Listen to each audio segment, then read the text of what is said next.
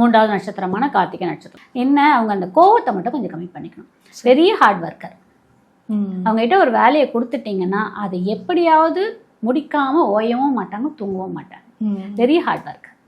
ரொம்ப நலிவு சுழிவெல்லாம் கண்டுபிடிச்சி அந்த வேலையை முடிச்சு கொடுத்துருவாங்க. இந்த சிபிஐலாம் இருக்காங்க பார்த்தீங்களா, சிபிஐ ஆஃபீஸர்ஸ் எல்லாம், அவங்களாம் நிறைய பேர் கார்த்திகையில் இருக்காங்க. சரி, சைலண்டாக இருந்து வேலையை சாதிச்சிருவாங்க. காதல் வாழ்க்கை அப்படின்னு பார்க்குறப்போ நிறைய ஈகோ பிரச்சனைகள் வரும், அதனால தான் பெரிய மாற்றங்கள் ஏற்படும் அப்படின்ற மாதிரி சொல்கிறாங்க. அது உண்மையா?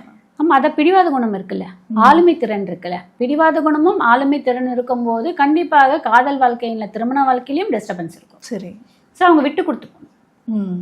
ஓகே, அவங்க சொன்னது கொஞ்சம் யோசிச்சு தான் பார்ப்போமேன்ற ஒரு மனசு வந்துட்டாலே போதும், அங்கே பிரச்சனை வராது. இவங்க அதை யோசிக்க கூட மாட்டாங்க. அவங்க ஆப்போசிட் ஜெண்டர் என்ன பேசுறாங்கிறதே அவங்க காது கொடுத்து கேட்க மாட்டாங்க. அதுதான் அங்கே பிரச்சனையே. கார்த்திகை கிட்ட பிரச்சனை என்னன்னா, ஆப்போசிட் ஜெண்டர் என்ன சொல்ல வராங்கன்னு கேட்க மாட்டாங்க. அதுதான் அவங்களுக்கு வாழ்க்கையில பெரிய பெரிய அடி வாங்கக்கூடிய தன்மை. அதுதான் இதுலயே இந்த கார்த்திகையில பார்த்தீங்கன்னா, இவங்க பொது வாழ்க்கைக்குள்ள வந்துட்டாங்கன்னா ஃபேமிலி வாழ்க்கை அடி வாங்கிடும். சரி, ஃபேமிலி வாழ்க்கைக்குள்ள இருந்தாங்கன்னா பொது வாழ்க்கை பெருசா ஷைன் ஆக மாட்டாங்க. இதுதான். சரி, முன்கோபம் அவங்களுக்கு ரொம்ப ஜாஸ்தி அப்படின்ற மாதிரி சொல்றாங்க, அதனால நிறைய இழப்பாங்க அப்படின்ற மாதிரி சொல்றாங்க. அது உண்மையா? அதுதான் சொல்லேன், அந்த இடத்த விட்டு கொஞ்சம் நகர்ந்துருந்தவங்க.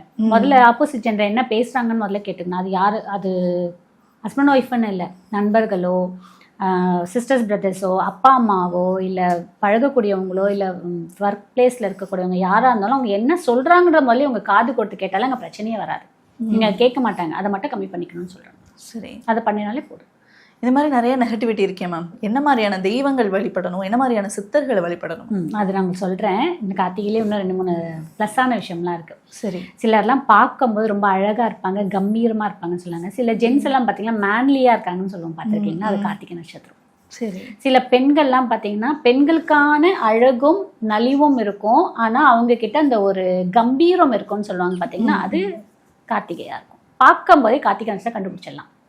அதே மாதிரி கார்த்திகையில் இருந்து தசாபுத்தி நடத்துதுன்னு வச்சுக்கோங்க. கார்த்திகையில் நட்சத்திரத்தில் பிறந்திருக்காங்க, அதில் வேற ஏதாவது கிரகம் இருந்து தசாபுத்தி நடத்துதுன்னா கண்டிப்பாக காதல் திருமணம்.